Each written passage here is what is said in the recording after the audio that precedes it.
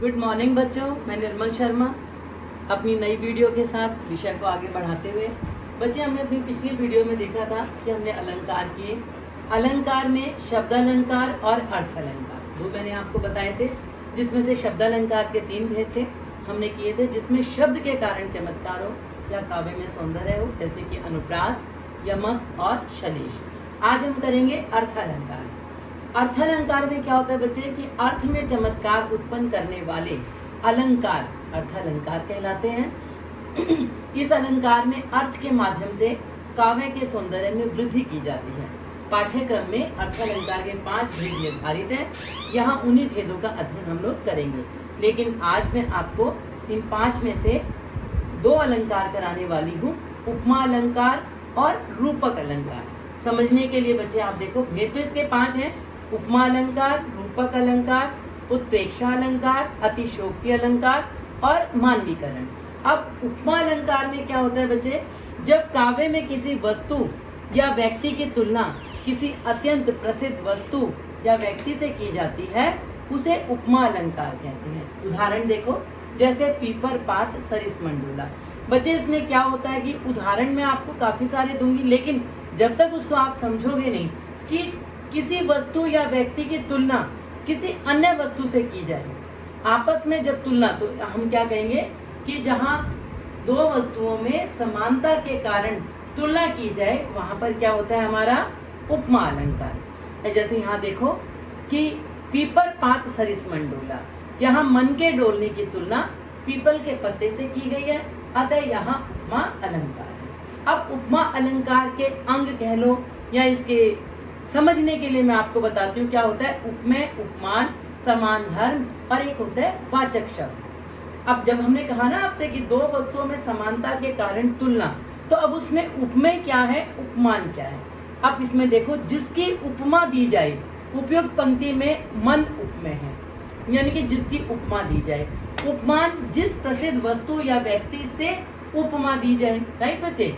समान धर्म क्या होता है, उपमेय उपमान की वह विशेषता जो दोनों में एक समान हो।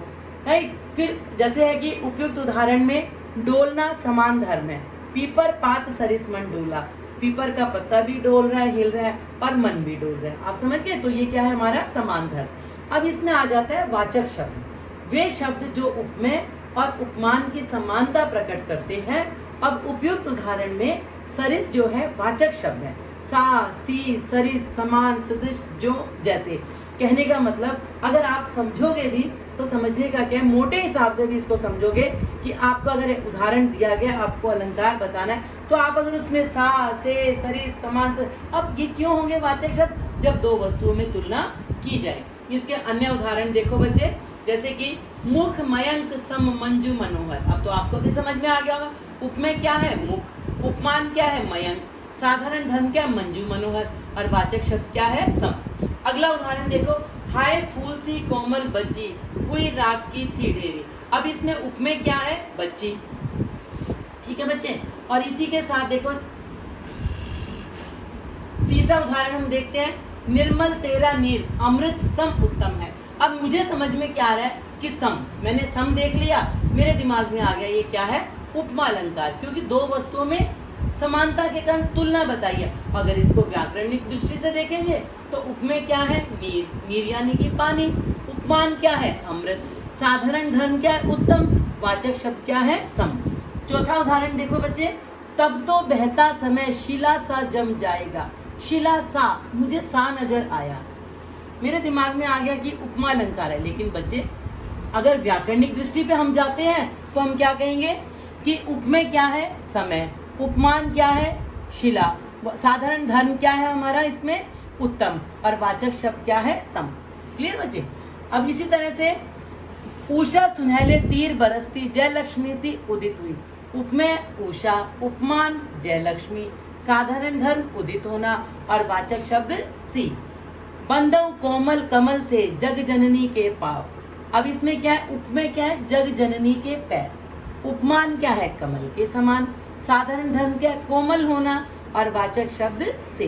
तो बच्चे, ये मैंने आपको उपमा अलंकार कराया, आप सबको बहुत अच्छे से समझ में आया होगा।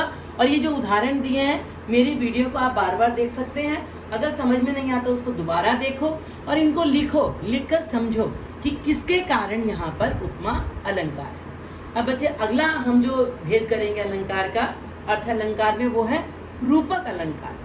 अब इसमें क्या होता है, रूपक शब्द क्या हो गया, एक रूपता, जहाँ दो वस्तुओं में समानता के कारण एक रूपता हो, यानी कि जब रूप गुण की अत्यधिक समानता के कारण उपमेय पर उपमान का भेद रहित आरोप होता है तो उसे रूपक अलंकार कहते हैं। और मोटी सी भाषा में समझो तो जहाँ दो वस्तुओं में समानता के कारण एक रूपता होती है वहां पर रूपक अलंकार होता है।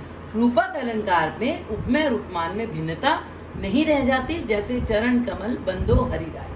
अब यहाँ हरि के चरणों में उपमेय है, कमल उपमान का आरोप है, अतः यहाँ रूपक अलंकार है।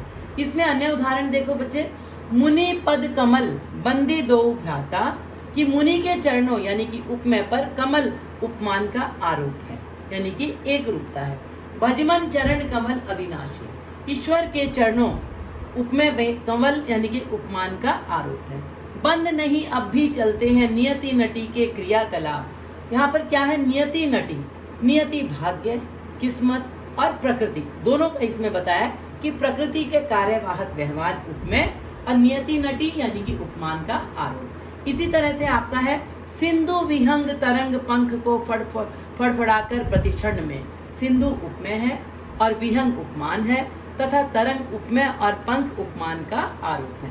अब आप कहोगे कि मैम ये तो थोड़ा सा मुश्किल लग रहा है, समझ में नहीं आ रहा। इसको समझने के लिए मैं आपको यही बताऊंगी कि उपमा अलंकार में वाचक शब्द के साथ हाइफन था और रूपक अलंकार में दो वस्तुओं में समानता के कारण तुलना।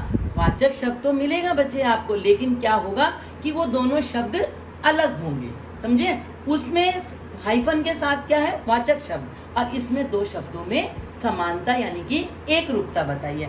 तो आज बच्चे मैंने आपको दो ही उदाहरण कराए हैं और इसके बाकी के जो भेद हैं वो मैं आपको कल कराऊंगी, क्योंकि इसको जब बहुत अच्छे से समझोगे तभी आपको आने वाले जो और उदाहरण है अच्छे से समझ में आएंगे। ये सारा काम अपने नोटबुक में भी करना है। और बच्चे साथ ही साथ जो आपको असाइनमेंट दिया गया था आप चेकिंग के लिए कल से जो आपका शेड्यूल है उस हिसाब से भेजना शुरू कर देंगे और मोनिका रानी मैम के पास, ठीक है बच्चे। आपकी चेकिंग का काम मोनिका रानी मैम के पास जाता है, आप उनको समय पे अपना सारा काम ये चेक कराएंगे। आज के लिए इतना ही, कल बाकी भेद के साथ नई वीडियो के साथ मैं आपसे फिर मिलूंगी।